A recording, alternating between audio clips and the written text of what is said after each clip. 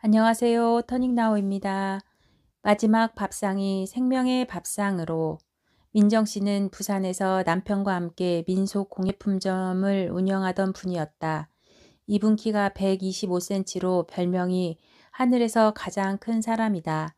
하늘에서 보면 이분이 가장 멀게 보이기 때문이다. 반면 남편분은 키가 180cm의 훤칠한 미남으로 평균을 훌쩍 넘는 신장을 가지고 있다. 두 사람이 같이 서 있으면 거인과 꼬마처럼 보이지만 부부 금슬이 아주 좋아 행복하게 가정을 꾸려가고 있었다. 다만 걱정이 있다면 민정 씨의 체중이 자꾸 늘어나는 것이었다.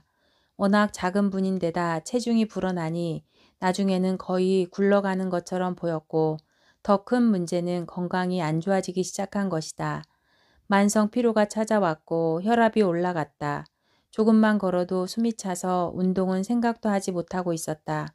살을 빼기 위해 온갖 효소도 먹어보고 굶어도 봤지만 요요 현상이 찾아오는 등 효과가 없었다. 그러던 2009년 드디어 민정 씨에게 구원의 동아줄이 내려왔으니 복합 발효 배양물을 만나게 된 것이다. 효소 제품이 다 그렇겠거니 하고 반신반의했지만 친구가 완전히 살을 뺀 것을 보고 이게 마지막이다 하고 시도하게 되었다. 결과는 어땠을까? 한 달 이상 다이어트를 진행해도 1kg도 빠지기 어려웠던 체중이 복합 발효 배양물식을 하면서 10일 만에 3kg가 줄어들었다. 3kg 중 내장 지방만 2kg를 뺄 수 있었다. 그렇게 해서 처음에는 한 달만 하려던 생각을 바꾸어 기간을 4개월로 늘리게 되었고 민정 씨는 총 13kg을 감량하고 날씬한 몸매를 되찾게 되었다. 더 이상 만성 피로에 지친 민정 씨는 없었다.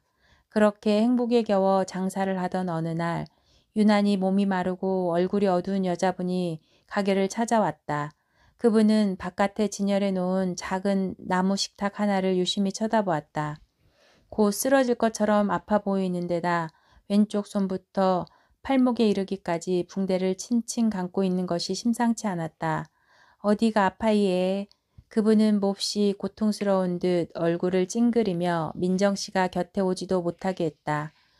당뇨병으로 류마티스 관절염이 와갖고 마 팔이 시리다 아인교. 아픈 사람이 상은 뭐하려고 사노?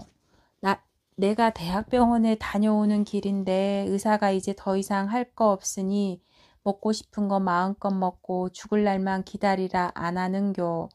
그래 며칠만이라도 사람답게 제대로 앉아 밥 먹고 죽을라고 예쁜 식탁을 고릅니다. 그분이 가방에서 꺼낸 것은 한 움큼의 약이었다. 내가 이리 살아왔어예. 아이고 이리 아픈데 무슨 식탁이고 들어와 봐라.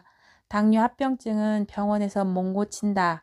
먹고 싶은 대로 처먹다가 뒤지라고 하는 의사가 무슨 병을 고치겠노. 단디 들어라. 내 말하는 대로 딱 열흘만 해봐라. 열흘 안에 좋아지는 기분이 들면 눈 딱 감고 4개월만 더 해라.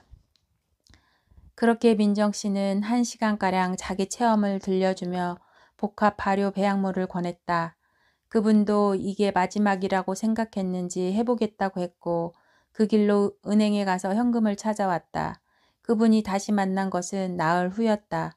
놀랍게도 왼손에 칭칭 감겨있던 붕대가 사라지고 없었다. 이제 안 아프다는 것이다.